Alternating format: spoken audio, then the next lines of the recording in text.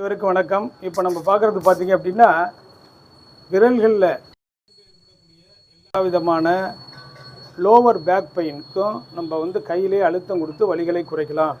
நீங்கள் ஒரு திருமணத்துக்கு போகிறீங்க, பஸ்ஸில் போகிறீங்க, ட்ரெயினில் போகிறீங்க, ஒரு சுற்றுலா தலங்களுக்கு போகிறீங்க, கடுமையான பேக் பெயின் ஏற்படும் போது அதை உடனடியாக கட்டுப்படுத்துவதற்கு இந்த கட்டவரல் பார்த்திங்களா, கட்டவரலில் இந்த இடத்துக்கும் இடைப்பட்ட இதுலேருந்து இது வரைக்கும் ஸ்பைனல் கார்டு.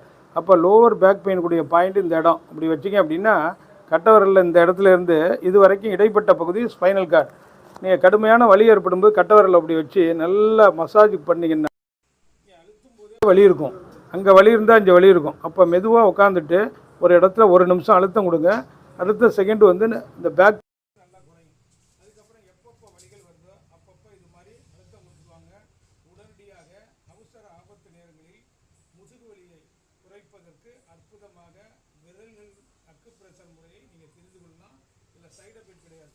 ஏஜ் பீப்புளுக்கோ யாருக்கு இருந்தாலும் நீங்கள் அவங்களுக்கும் பண்ணி விடலாம்.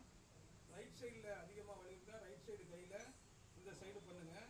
லெஃப்ட் சைடில் வலி இருந்தால் இந்த சைடு பண்ணுங்கள். முதுகில் 2 பக்கம் வலி இருந்தால் 2 பக்கமும் நல்லா அழுத்தம் கொடுங்க.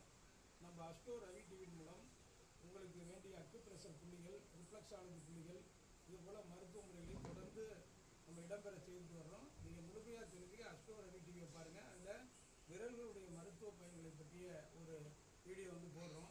அதில் உங்களுக்கு எல்லா விதமான நோய்களுக்கும் கையில் விரல்களில் எப்படி அழுத்தம் கொடுக்குறது முழுமையாக தெரிஞ்சுக்கலாம். இதில் ஸ்பெசிஃபிக்காக பேக் பெயினுக்கு எந்த நேரத்துலையும் எந்த இடத்துலையும் நீங்கள் இந்த மாதிரி பகுதியில் அழுத்தம் கொடுப்பதன் மூலம் முதுகு வலியிலிருந்து நிவாரணம் பெறலாம். 30 ஆண்டுகள் அனுபவமிக்க மருத்துவர் டாக்டர் ரவிச்சந்திரன், அண்ணா நகர், சென்னை. இது பேக் பெயினுக்கு பாயிண்ட். எப்போ எந்த இடத்துல இருந்தாலும்